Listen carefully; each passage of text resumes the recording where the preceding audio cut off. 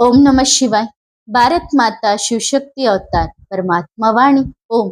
ಪಿತಾಶ್ರೀ ಶಿವ ತಂದೆಯ ನೆನಪಿದೆಯೇ? ಮುರಳಿಯ ದಿನಾಂಕ 15/6/2026 ಪ್ರಾತಃ ಕ್ಲಾಸ್. ಓಂ ನಮಃ ಶಿವಾಯ್. ಮಧುರ ಮಕ್ಕಳೇ, ಈ ಪ್ರಪಂಚದಲ್ಲಿ ನಾವು ಆಟಗಾರರು ಎನ್ನುವುದನ್ನು ಚೆನ್ನಾಗಿ ಧಾರಣೆ ಮಾಡಿಕೊಳ್ಳಬೇಕು. ನಂಬರ್ ವಾರ್ ಪಾತ್ರಾಭಿನಯ ಮಾಡಲು ಬರುತ್ತೇವೆ. ಇದು ಬಹಳ ಅಕ್ಯುರೇಟ್ ನಾಟಕವಾಗಿದೆ. ಇದರಲ್ಲಿ ಯಾವುದೇ ಬದಲಾವಣೆ ಸಾಧ್ಯವಿಲ್ಲ. ಇದನ್ನು ಇನ್ಅಕ್ಯುರೇಟ್ ಎಂದು ಹೇಳಲು ಸಾಧ್ಯವಿಲ್ಲ. ಮಧುರ ಮಕ್ಕಳೇ, ಇಲ್ಲಿ ಕುಳಿತಾಗ ಬುದ್ಧಿಯಲ್ಲಿ ಇದೇ ನೆನಪಿರಲಿ. ಓಂ ನಮಃ ಶಿವಾಯ್. ಈಗ ಆತ್ಮಿಕ ಮಕ್ಕಳಿಗೆ ಗೊತ್ತಿದೆ, ಹೊಸ ಪ್ರಪಂಚದಲ್ಲಿ ಸುಖವಿದೆ, ಹಳೆಯ ಪ್ರಪಂಚದಲ್ಲಿ ದುಃಖವಿದೆ. ದುಃಖದಲ್ಲಿ ಎಲ್ಲಾ ದುಃಖಗಳು ಬಂದು ಬಿಡುತ್ತವೆ ಮತ್ತು ಸುಖದಲ್ಲಿ ಎಲ್ಲಾ ಸುಖಗಳು ಬಂದು ಬಿಡುತ್ತವೆ.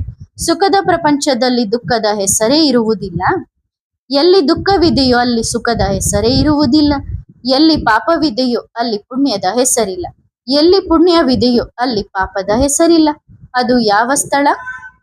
ಒಂದು ಸತ್ಯಯುಗ ಮತ್ತು ಇನ್ನೊಂದು ಕಲಿಯುಗ. ಇದು ಅವಶ್ಯವಾಗಿ ಮಕ್ಕಳ ಬುದ್ಧಿಯಲ್ಲಿ ಇರಲೇಬೇಕು. ಈಗ ದುಃಖದ ಸಮಯ ಮುಗಿಯುತ್ತಿದೆ ಮತ್ತು ಸತ್ಯಯುಗಕ್ಕಾಗಿ ತಯಾರಿ ನಡೆಯುತ್ತಿದೆ. ಇದು ಅವಶ್ಯವಾಗಿ ಎಲ್ಲರ ಬುದ್ಧಿಯಲ್ಲಿ ನಂಬರ್ ವಾರ್ ಆಗಿ ಇರುತ್ತದೆ. ನಾವೀಗ ಈ ಕಲಿಯುಗದ ಗಲೀಜು ಪ್ರಪಂಚದಿಂದ ಆ ದಡದ ಸತ್ಯಯುಗ ಅಥವಾ ರಾಮರಾಜ್ಯಕ್ಕೆ ಹೋಗುತ್ತಿದ್ದೇವೆ. ಸತ್ಯಯುಗದಲ್ಲಿ ಸುಖವಿದೆ, ಕಲಿಯುಗದಲ್ಲಿ ದುಃಖವಿದೆ. ಹೊಸ ಪ್ರಪಂಚ ಮತ್ತು ಹಳೆಯ ಪ್ರಪಂಚ ಎಂದು ಕರೆಯಲಾಗುತ್ತದೆ. ಸುಖ ನೀಡುವವರೇ ದುಃಖ ಕೊಡುತ್ತಾರೆ ಎಂದಲ್ಲ. ಈ ರೀತಿಯಲ್ಲ. ಸುಖವನ್ನು ತಂದೆ ಕೊಡುತ್ತಾರೆ, ದುಃಖವನ್ನು ಮಾಯಾ ರಾವಣ ಕೊಡುತ್ತಾನೆ. ಆ ಶತ್ರುವಿನ ಒಂದೇ ಒಂದು ಚಿತ್ರವಿದೆ. ಪ್ರತಿ ವರ್ಷ ಅವನ ಪ್ರತಿಕೃತಿಯನ್ನು ತಯಾರಿಸಿ ಸುಡುತ್ತಾರೆ. ಅಂದ್ರೆ ಅವನ ಮೂರ್ತಿ ಮಾಡಿ ಸುಡುತ್ತಾರೆ. ದುಃಖ ಕೊಡುವವರ ಪ್ರತಿಕೃತಿಯನ್ನೇ ಅಂದ್ರೆ ಮೂರ್ತಿಯನ್ನೇ ಯಾವಾಗಲೂ ತಯಾರಿಸಲಾಗುತ್ತದೆ. ಮಕ್ಕಳೇ, ಅವನ ರಾಜ್ಯ ಮುಗಿದಾಗ ಅವನು ಯಾವಾಗಲೂ ಮುಕ್ತನಾಗುತ್ತಾನೆ ಎಂದು ನಿಮಗೆ ತಿಳಿದಿದೆ. ನಮ್ಮ ಮೂಲಕವೇ ರಾವಣ ಅಂದರೆ ದುಃಖದ ವಿನಾಶವಾಗುತ್ತದೆ ಎಂದು ನೀವು ಮಕ್ಕಳು ತಿಳಿದುಕೊಂಡಿದ್ದೀರಿ. ದುಃಖ ಕೊಡುವವರು ಈ 5 ವಿಕಾರಗಳ ರಾವಣ. ನೀವು ಇಲ್ಲಿ ಕುಳಿತಿದ್ದರೂ ಬುದ್ಧಿಯಲ್ಲಿ ಇದೇ ನೆನಪಿರಲಿ, ನಾವು ನಮ್ಮ ಬಾಬಾನ ಬಳಿ ಹೋಗೋಣ. ರಾವಣನನ್ನು ತಂದೆ ಎಂದು ಕರೆಯುವುದಿಲ್ಲ. ಯಾವಾಗಲಾದರೂ ಕೇಳಿದ್ದೀರಾ? ರಾವಣನನ್ನು ಪರಮಪಿತ ಪರಮಾತ್ಮ ಎಂದು ಕರೆಯುತ್ತಾರೆಯೇ? ಎಂದಿಗೂ ಇಲ್ಲ. ಹೌದು, ಬುದ್ಧಿ ಅಷ್ಟು ಚಿಕ್ಕದಾಗಿರುವುದರಿಂದ ಲಂಕೆಯಲ್ಲಿ ರಾವಣನಿದ್ದ ಎಂದು ತಿಳಿದುಕೊಳ್ಳುತ್ತಾರೆ. ಈ ಇಡೀ ಪ್ರಪಂಚವೇ ಲಂಕೆ ಎಂದು ನಿಮಗೆ ತಿಳಿಸಲಾಗಿದೆ. ವಾಸ್ಕೋಡಿಗಾಮ ಹಡಗಿನ ಮೂಲಕ ಸುತ್ತು ಹಾಕಿದ್ದಾನೆ ಎಂದು ಹೇಳುತ್ತಾರೆ. ಅವನು ಸುತ್ತು ಹಾಕಿದ ಸಮಯದಲ್ಲಿ ಈ ಸ್ಟೀಮರ್ ಇತ್ಯಾದಿಗಳು ಇರಲಿಲ್ಲ. ರೈಲು ಹಬೆಯ ಮೇಲೆ ಚಲಿಸುತ್ತದೆ. ವಿದ್ಯುತ್ ಬೇರೆಯೇ ವಿಷಯ. ಹೊಸ ಪ್ರಪಂಚವನ್ನು ಸುಖಧಾಮ, ಹಳೆಯ ಪ್ರಪಂಚವನ್ನು ದುಃಖಧಾಮ ಎಂದು ಕರೆಯಲಾಗುತ್ತದೆ ಎನ್ನುವುದು ಮಕ್ಕಳ ಬುದ್ಧಿಯಲ್ಲಿ ಚೆನ್ನಾಗಿದೆ. ಹೊಸ ಪ್ರಪಂಚ ಮತ್ತು ಹಳೆಯ ಪ್ರಪಂಚದ ಬದಲಾವಣೆ ಹೇಗೆ ಆಗುತ್ತದೆ ಎನ್ನುವುದು ನಿಮಗೆ ಗೊತ್ತಿದೆ. ನಿಮ್ಮಲ್ಲಿಯೂ ನಂಬರ್ ವಾರ್ ಪುರುಷಾರ್ಥದ ಅನುಸಾರ ತಿಳಿದುಕೊಳ್ಳುತ್ತಾರೆ. ಕೆಲವರು ಬಹಳ ಕಡಿಮೆ ತಿಳಿದುಕೊಳ್ಳುತ್ತಾರೆ. ಎಷ್ಟು ಕಡಿಮೆ ಎಂದರೆ ಎಂದಿಗೂ ನೆನಪು ಮಾಡುವುದಿಲ್ಲ. ಇದು ಕೇವಲ 1 ಸೆಕೆಂಡಿನ ವಿಷಯ. ಕಲಿಯುಗ ಹಳೆಯ ಪ್ರಪಂಚ, ಸತ್ಯಯುಗ ಹೊಸ ಪ್ರಪಂಚ. ಈಗ ಹೊಸ ಪ್ರಪಂಚದ ಸ್ಥಾಪನೆಯಾಗುತ್ತಿದೆ. ಹಳೆಯ ಪ್ರಪಂಚ ಮುಗಿದು ಹೋಗುತ್ತದೆ. ಮೊದಲು ಹೊಸ ಪ್ರಪಂಚ ಸ್ಥಾಪನೆಯಾಗುತ್ತದೆ, ನಂತರ ಹಳೆಯ ಪ್ರಪಂಚ ಮುಗಿಯುತ್ತದೆ. ಶಬ್ದಗಳಲ್ಲಿ ಯಾವಾಗಲೂ ಮೇಲೆ ಕೆಳಗೆ ಹೇಳಬಾರದು. ಮೊದಲು ಸ್ಥಾಪನೆ, ನಂತರ ವಿನಾಶ, ಆಮೇಲೆ ಪಾಲನೆ. ಮೊದಲು ವಿನಾಶ ಎಂದು ಹೇಳುವುದು ತಪ್ಪಾಗುತ್ತದೆ. ಮೊದಲು ಸ್ಥಾಪನೆ, ನಂತರ ವಿನಾಶ, ಪಾಲನೆ. ಇದನ್ನು ಸಂಪೂರ್ಣವಾಗಿ ಪಕ್ಕಾ ಮಾಡಿಕೊಳ್ಳಿ. ಗಿಳಿಯಂತೆ ನೆನಪಿಟ್ಟುಕೊಳ್ಳುವ ಅನೇಕ ಮಕ್ಕಳಿದ್ದಾರೆ. ಅದು ಸರಿ ಅಥವಾ ತಪ್ಪು ಎಂದು ಅವರಿಗೆ ತಿಳಿಯುವುದಿಲ್ಲ. ತಪ್ಪನ್ನು ಸರಿಪಡಿಸುವುದೇ ತಿಳುವಳಿಕೆಯಾಗಿದೆ. ಶಬ್ದಗಳನ್ನು ಅರ್ಥಸಹಿತ ಹೇಳಬೇಕು. ಮೊದಲು ಸ್ಥಾಪನೆ, ನಂತರ ವಿನಾಶ, ನಂತರ ಪಾಲನೆಯನ್ನು ಅರ್ಧಕಲ್ಪದವರೆಗೆ ಮಾಡುತ್ತಿರುತ್ತಾರೆ. ನಂತರ ರಾವಣನ ಪಾಲನೆ ನಡೆಯುತ್ತದೆ. ಅದನ್ನು ಸುಳ್ಳು ವಿಕಾರಿ ಪಾಲನೆ ಎಂದು ಕರೆಯಲಾಗುತ್ತದೆ. ಇದನ್ನು ಬುದ್ಧಿಯಲ್ಲಿ ಚೆನ್ನಾಗಿ ಧಾರಣೆ ಮಾಡಿಕೊಳ್ಳಬೇಕು. ತಂದೆ ಎಂದಿಗೂ ಯಾರಿಗೂ ದುಃಖ ಕೊಡುವುದಿಲ್ಲ ಎಂದು ಮಕ್ಕಳಿಗೆ ಗೊತ್ತಿದೆ. ಇಲ್ಲಿ ತಮೋಪ್ರಧಾನ ಮನುಷ್ಯರು ತಂದೆಯನ್ನು ಸರ್ವವ್ಯಾಪಿ ಎಂದು ಹೇಳುತ್ತಾರೆ. ಇದು ಅತ್ಯಂತ ಥರ್ಡ್ ಕ್ಲಾಸ್ ಪಾಯಿಂಟ್ ಆಗಿರುತ್ತದೆ. ಇದು ಮಕ್ಕಳಿಗೆ ನಡೆಯುತ್ತಾ ಕುಳಿತುಕೊಳ್ಳುತ್ತಾ ಬುದ್ಧಿಯಲ್ಲಿ ಇರಬೇಕು. ಇದು ಬಹಳ ಸಹಜವಾಗಿದೆ. ಇದು ಆಲ್ಫ್ನ ವಿಷಯವಾಗಿದೆ. ಅವರು ಅಲ್ಲ ಅಥವಾ ಖುದಾನನ್ನು ನೆನಪು ಮಾಡಿ ಎನ್ನುತ್ತಾರೆ. ನೀವು ತಂದೆಯನ್ನು ನೆನಪು ಮಾಡಿ ಎಂದು ಹೇಳುತ್ತೀರಿ. ಬಾಬಾ ಎಂಬ ಶಬ್ದ ಬಹಳ ಮಧುರವಾಗಿದೆ.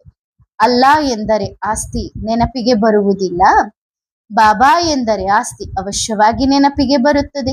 ಮುಸಲ್ಮಾನರು ತಂದೆ ಎಂದು ಕರೆಯುವುದಿಲ್ಲ, ಅವರು ಅಲ್ಲಾ ಮಿಯಾ ಎನ್ನುತ್ತಾರೆ. ಮಿಯಾ ಬೀಬಿ ಭಾರತದಲ್ಲಿ ಅತ್ಯಂತ ಶ್ರೇಷ್ಠ ಶಬ್ದವೆಂದರೆ ಪರಮಪಿತ ಪರಮಾತ್ಮ. ತಂದೆ ಎಂದ ಕೂಡಲೇ ಶಿವಲಿಂಗ ನೆನಪಿಗೆ ಬರುತ್ತದೆ.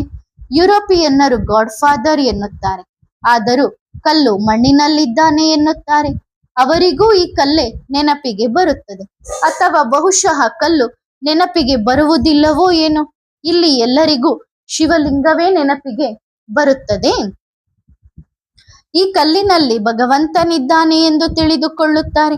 ಕಲ್ಲನ್ನು ಭಗವಂತ ಎಂದು ಪೂಜಿಸಲಾಗುತ್ತದೆ. ಈಗ ಆ ಕಲ್ಲು ಮೂಲತಃ ಎಲ್ಲಿಂದ ಬರುತ್ತದೆ? ಯಾವುದನ್ನು ಲಿಂಗ ಎಂದು ಕರೆಯಲಾಗುತ್ತದೆ? ಮೇಲಿನ ಪರ್ವತಗಳಿಂದ ಕಲ್ಲುಗಳು ಹರಿದು ಬರುತ್ತವೆ.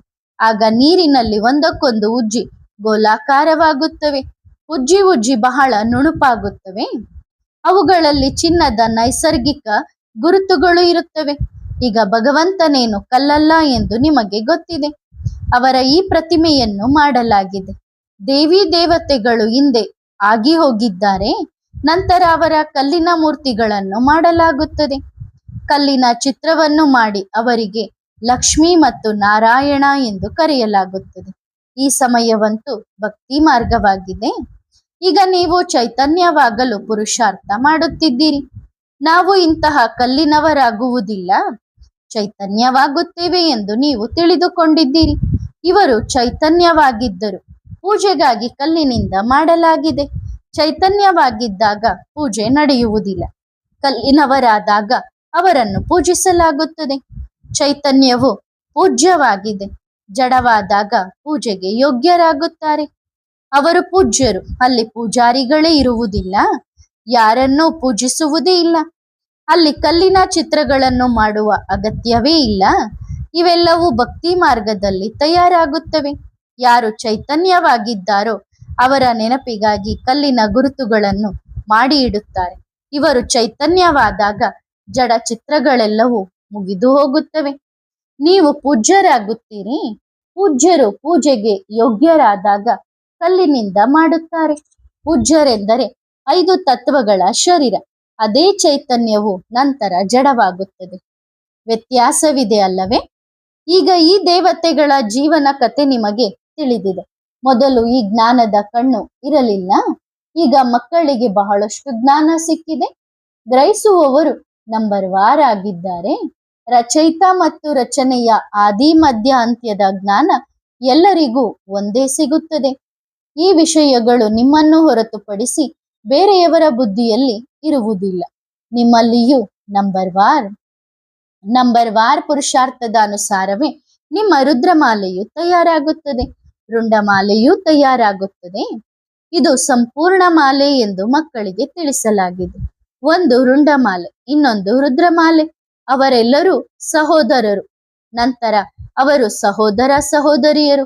ನಾವು ಆತ್ಮಗಳು ಬಹಳ ಸಣ್ಣದಾಗಿದ್ದೇವೆ ಎಂದು ಬುದ್ಧಿಗೆ ಬರುತ್ತದಲ್ಲವೇ? ಸಂಪೂರ್ಣ ಬಿಂದುವಾಗಿದ್ದೇವೆ. ಭ್ರುಕುಟಿಯ ನಡುವೆ ಅದ್ಭುತ ನಕ್ಷತ್ರ ಹೊಳೆಯುತ್ತಿದೆ ಎಂಬ ಗಾಯನವೂ ಇದೆ. ಈಗ ನಾವು ಚೈತನ್ಯದಲ್ಲಿದ್ದೇವೆ ಎಂದು ನಿಮಗೆ ಗೊತ್ತಿದೆ. ನಾವಾತ್ಮ ಬಹಳ ಸಣ್ಣ ನಕ್ಷತ್ರ. ನಂತರ ಇವುಗಳಲ್ಲಿ ಬಂದಾಗ ಮೊದಲು ಸಣ್ಣ ಪಿಂಡವಾಗಿರುತ್ತದೆ, ನಂತರ ಎಷ್ಟು ದೊಡ್ಡದಾಗುತ್ತದೆ. ಇವುಗಳು ಪಾತ್ರಾಭಿನಯ ಮಾಡುತ್ತಿರುತ್ತವೆ. ನಮ್ಮ ಆತ್ಮವು ಸಂಪೂರ್ಣ ಸಣ್ಣ ಬಿಂದುವಿನಂತಿದೆ ಎಂದು ನೀವು ಹೇಳುತ್ತೀರಿ. ಅದೇ ಇಷ್ಟೊಂದು ದೊಡ್ಡ ಪಾತ್ರವನ್ನು ಮಾಡುತ್ತದೆ ಈ ದೊಡ್ಡ ಶರೀರದ ಮೂಲಕ. ಇದು ದೊಡ್ಡದಾಗಿರುವ ಕಾರಣ ಮನುಷ್ಯರಿಗೆ ಶರೀರವೇ ಹೆಚ್ಚು ನೆನಪಿಗೆ ಬರುತ್ತದೆ. ಸತ್ಯಯುಗದಲ್ಲಿ ಆತ್ಮಾಭಿಮಾನಿಯಾಗಿರಿ, ತಮ್ಮನ್ನು ಆತ್ಮ ಎಂದು ತಿಳಿದುಕೊಳ್ಳಿ ಎಂದು ಹೇಳುವುದಿಲ್ಲ. ಈ ಜ್ಞಾನವು ಕೇವಲ ಈ ಸಮಯದಲ್ಲಿ ಒಂದು ಬಾರಿ ಮಾತ್ರ ನಿಮಗೆ ಸಿಗುತ್ತದೆ. ಏಕೆಂದರೆ ಈಗ ಆತ್ಮವು ಪತಿತವಾಗಿದೆ ಎಂದು ನಿಮಗೆ ಗೊತ್ತಿದೆ. ಪತಿತವಾಗಿರುವ ಕಾರಣ ಏನೇ ಕೆಲಸ ಮಾಡಿದರೂ ಅದೆಲ್ಲವೂ ತಪ್ಪು. ತಂದೆ ಸರಿಯಾದ ಕೆಲಸ ಮಾಡಿಸುತ್ತಾರೆ, ರಾವಣ ಉಲ್ಟಾ ಮಾಡಿಸುತ್ತಾನೆ. ಉಲ್ಟಾ ಮತ್ತು ಸರಿಯಾದ ಕೆಲಸ ಯಾವುದು ಎಂದು ತಂದೆ ತಿಳಿಸಿದ್ದಾರೆ. ಪರಮಾತ್ಮ ಸರ್ವವ್ಯಾಪಿ ಎಂದು ಹೇಳುವುದು ಅತ್ಯಂತ ಉಲ್ಟಾ ಕೆಲಸ. ಆದ್ದರಿಂದ ಉಲ್ಟಾ ಕೆಲಸ ಮಾಡಿಸುವವನನ್ನು ಪ್ರತಿ ವರ್ಷ ಸುಡುತ್ತಲೇ ಇರುತ್ತಾರೆ. ಕೊನೆಗೆ ಸುಟ್ಟೇ ಹೋಗುತ್ತಾನೆ. ಇದೇನು ಅವಿನಾಶಿ ವಸ್ತುವಲ್ಲ, ಇದು ವಿನಾಶಿಯಾಗಿದೆ ಅಲ್ಲವೇ? ಆತ್ಮವು ಮಾಡುವ ಪಾತ್ರಾಭಿನಯ ಅವಿನಾಶಿಯಾಗಿದೆ. ಅದನ್ನು ಎಂದಿಗೂ ಸುಡುವುದಿಲ್ಲ, ಅದನ್ನು ಪೂಜಿಸಲಾಗುತ್ತದೆ. ಉಳಿದಂತೆ ಮನುಷ್ಯ ಶರೀರವನ್ನು ಸುಡಲಾಗುತ್ತದೆ. ಆತ್ಮವು ಸುಡುವ ವಸ್ತುವಲ್ಲ. ಆತ್ಮವು ಮೊದಲೇ ಒಂದು ತನುವಿನಿಂದ ಹೊರಬಂದು ಇನ್ನೊಂದರಲ್ಲಿ ಪ್ರವೇಶಿಸುತ್ತದೆ, ನಂತರ ಶರೀರವನ್ನು ತೆಗೆದುಕೊಂಡು ಹೋಗುತ್ತಾರೆ. ಆತ್ಮವು ಸೆಕೆಂಡಿನಲ್ಲಿ ಹೋಗಿ ಇನ್ನೊಂದು ಶರೀರವನ್ನು ಪಡೆಯುತ್ತದೆ. ಶರೀರವನ್ನು 2-4 ದಿನ ಇಡಬಹುದು, ಆದರೆ ಆತ್ಮವು ಹೊರಟು ಹೋಗುತ್ತದೆ. ಕ್ರಿಶ್ಚಿಯನ್ನರ ಒಬ್ಬ ಸಂತ ಶೇಕ್ಸ್ಪಿಯರ್ ಇದ್ದಾರೆ. ಅವರ ಶರೀರವನ್ನು ಇದುವರೆಗೆ ಇಡಲಾಗಿದೆ ಎಂದು ಹೇಳುತ್ತಾರೆ. ಅವರಿಗೂ ಒಂದು ಮಂದಿರದಂತೆ ನಿರ್ಮಾಣವಾಗುತ್ತಿದೆ. ಔಷಧಿ ಇತ್ಯಾದಿಗಳಿಂದ ಮುಚ್ಚಿ ಇಡಲಾಗಿದೆ. ಯಾರಿಗೂ ತೋರಿಸುವುದಿಲ್ಲ, ಕೇವಲ ಅವರ ಪಾದಗಳನ್ನು ತೋರಿಸುತ್ತಾರೆ, ಅವುಗಳನ್ನು ಮುಟ್ಟುತ್ತಾರೆ. ಯಾರಾದರೂ ಕಾಯಿಲೆಯಲ್ಲಿ ಬಿದ್ದಿದ್ದರೆ ಅವರ ಪಾದ ಮುಟ್ಟುವುದರಿಂದ ಗುಣವಾಗುತ್ತಾರೆ ಎನ್ನುತ್ತಾರೆ. ಹಾಗಾದು ಅವರ ಕೃಪೆ ಎಂದು ತಿಳಿದುಕೊಳ್ಳುತ್ತಾರೆ. ಭಾವನೆಗೆ ತಕ್ಕ ಫಲ ಸಿಗುತ್ತದೆ ಎಂದು ತಂದೆ ಹೇಳುತ್ತಾರಲ್ಲವೇ? ಕನಿಷ್ಠ ಬುದ್ಧಿ ಇರುವುದರಿಂದ ಏನಾದರೂ ಸ್ವಲ್ಪ ಲಾಭವಾಗುತ್ತದೆ. ಉಳಿದಂತೆ ಹಾಗಿದ್ದರೆ ಗುಂಪು ಗುಂಪಾಗಿ ಅಲ್ಲಿಗೆ ಹೋಗುತ್ತಿದ್ದರು. ತಂದೆ ಇಲ್ಲಿಗೆ ಬಂದರೂ ಅಷ್ಟು ದೊಡ್ಡ ಗುಂಪು ಸೇರಲು ಸಾಧ್ಯವಿಲ್ಲ. ಅಷ್ಟು ಜನ ಬರಲು ಜಾಗವೇ ಇರುವುದಿಲ್ಲ. ಜನಸಂಖ್ಯೆ ಹೆಚ್ಚಾದಾಗ ವಿನಾಶವಾಗುತ್ತದೆ. ಇದು ಕೂಡ ನಾಟಕದಲ್ಲಿ ಮೊದಲೇ ನಿರ್ಧಾರವಾಗಿದೆ. ಇದು ನಡೆದುಕೊಂಡು ಬಂದಿದೆ. ಇದಕ್ಕೆ ಆದಿ ಅಥವಾ ಅಂತ್ಯವಿಲ್ಲ. ಹೌದು, ವೃಕ್ಷವು ಹಳೆಯದಾದಾಗ, ಅಂದರೆ ತಮೋ ಪ್ರಧಾನವಾದಾಗ ಈ ವೃಕ್ಷವು ಬದಲಾಗುತ್ತದೆ. ಇದು ಎಷ್ಟು ದೊಡ್ಡ ಬೇಹದ್ದಿನ ವೃಕ್ಷವಾಗಿದೆ. ಈಗ ಬದಲಾಗಬೇಕಿದೆ. ಮೊದಲು ಯಾರು ನಂಬರ್ 1 ಅಲ್ಲಿ ಹೋಗಬೇಕೋ ಅವರು ಬರುತ್ತಾರೆ. ನಂಬರ್ ವಾರಾಗಿ ಬರುತ್ತಾರೆ ಅಲ್ಲವೇ?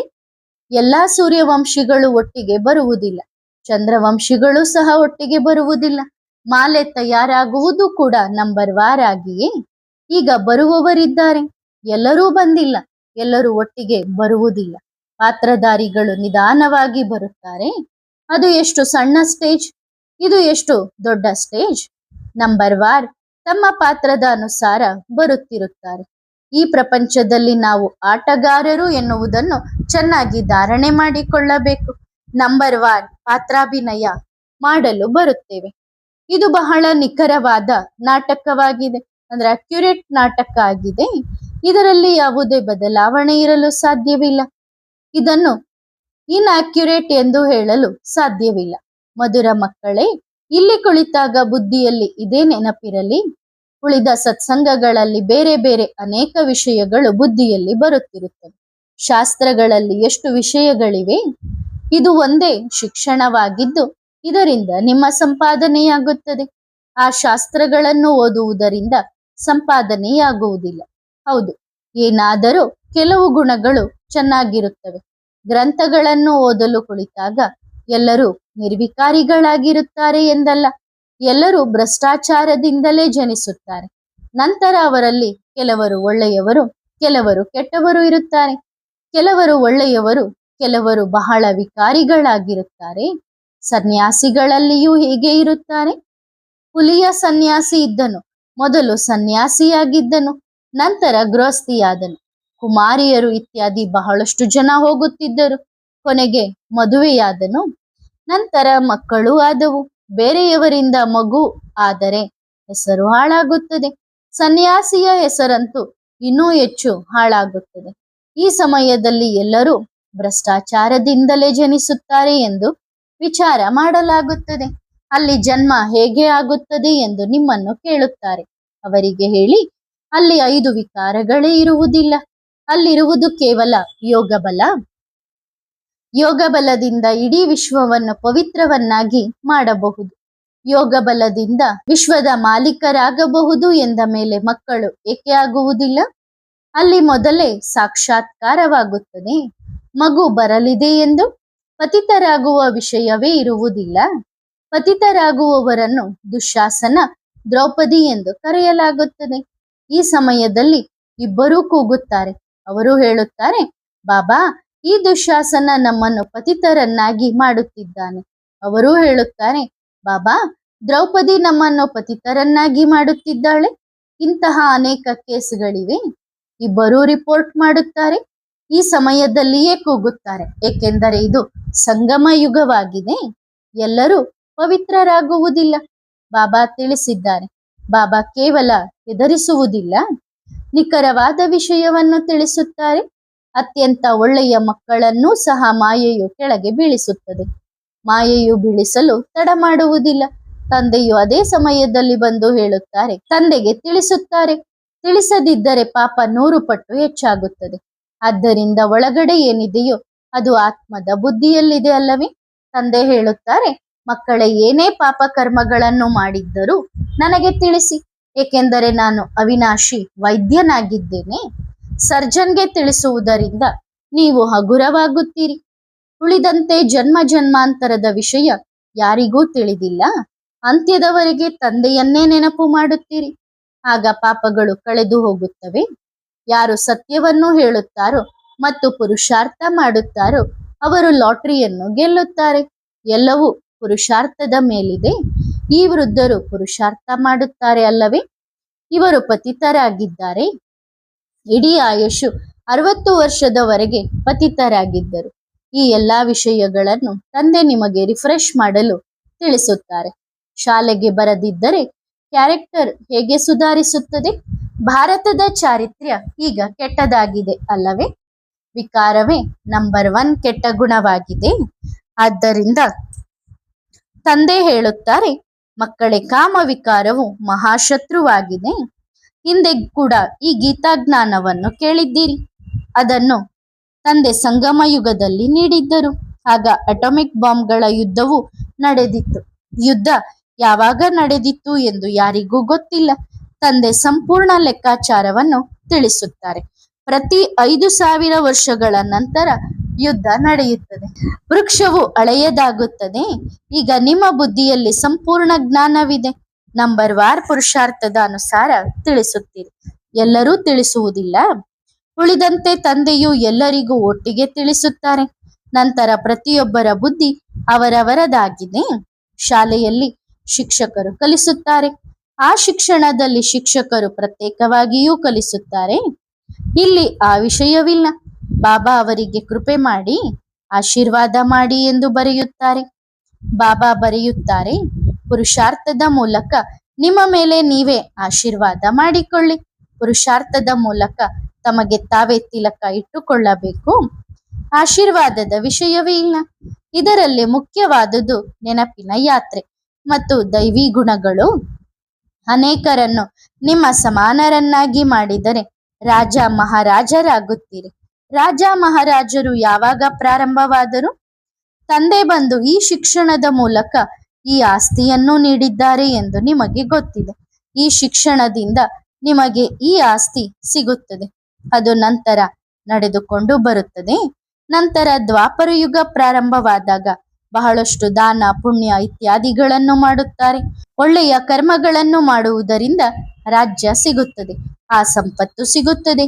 ರಾಜ ಮಹಾರಾಜರ ಪದವಿಯನ್ನು ಕೂಡ ಖರೀದಿಸುತ್ತಾರೆ. ಯಾರಾದರೂ ಬಹಳ ಶ್ರೀಮಂತರಿದ್ದರೆ 10-20 ಲಕ್ಷ ಸರ್ಕಾರಕ್ಕೆ ಸಹಾಯ ಮಾಡಿದರೆ ಅವರಿಗೆ ಪದವಿ ಸಿಗಬಹುದು. ಇದು ರಾವಣನ ಪ್ರಪಂಚ ಮತ್ತು ಅದು ರಾಮನ ಪ್ರಪಂಚ. ಚಕ್ರ ಹೇಗೆ ಸುತ್ತುತ್ತದೆ?